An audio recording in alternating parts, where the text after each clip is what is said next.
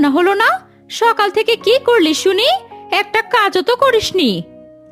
না মা, সব কাজ করেছি, শুধু রান্নাটাই বাকি। এই তো রান্নাও প্রায় শেষ হয়েছে। সব কাজ করেছিস?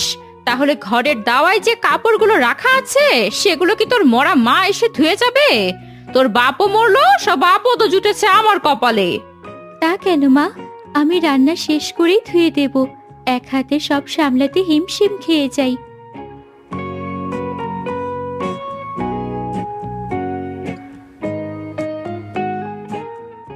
মা, আমার খুব খিদে পেয়েছে। কি রে লাবণ্য, এখনো তো রান্না হয়নি, আমি খাবো কখন শুনি? ও মা, তুমি কিছু বলছো না কেন? আহা মা, তুই আবার রান্নাঘরে আসতে গেলি কেন? তুই যা, ঘরে যা, তোর মুখখানা কালো হয়ে যাবে না আবার। হ্যাঁ বোন, তাই তো, এই আমার হয়ে গেছে। তুই গিয়ে বস, আমি তোকে খেতে দিচ্ছি। মা, বলছিলাম কি, সকাল থেকে তো এত কাজ করছি, খিদেও পেয়েছে খুব। আমিও তোমাদের সাথে বসে একটুখানি খেয়ে নেই, খুব খিদে পেয়েছে। খিদে পেয়েছে, একটুখানি খেয়ে নেই বলি? সাহস তো কম না। যেই দেখেছিস আমার মেয়েটা খেতে বসেছে, অমনি অমনি লোভ ধরে গেল। পোড়ামুখী, আগে গিয়ে কাপড়গুলো ধুয়ে নিয়ে আয়।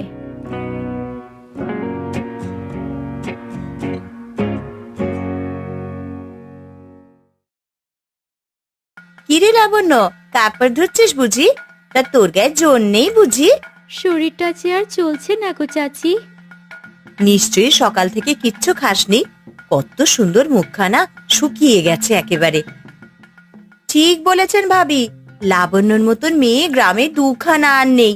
কাজে যেমন চটপটে, দেখতেও একদম হুর। তোর বাপ যখন মমতাকে বিয়ে করে আনলো, দেখেই বুঝেছি সাক্ষাৎ দজ্জাল। বাপরে, কথার কি ধার, যেন বুক চিরে কলিজায় গিয়ে লাগে। আর ওই মেয়েটা নীলা, যা চেহারা, তার আবার গর্বের শেষ নেই। ওই মেয়েকে নিয়ে যত আহ্লাদ, যেন লাবণ্য ওই বাড়ির কাজের মেয়ে।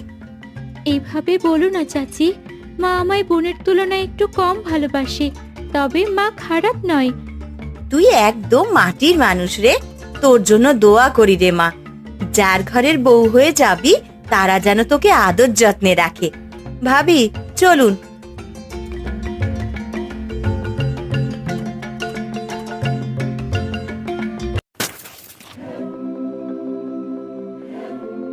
এই যা, সব ধুয়ে আনা কাপড়গুলো তো আবার নোংরা হয়ে গেল।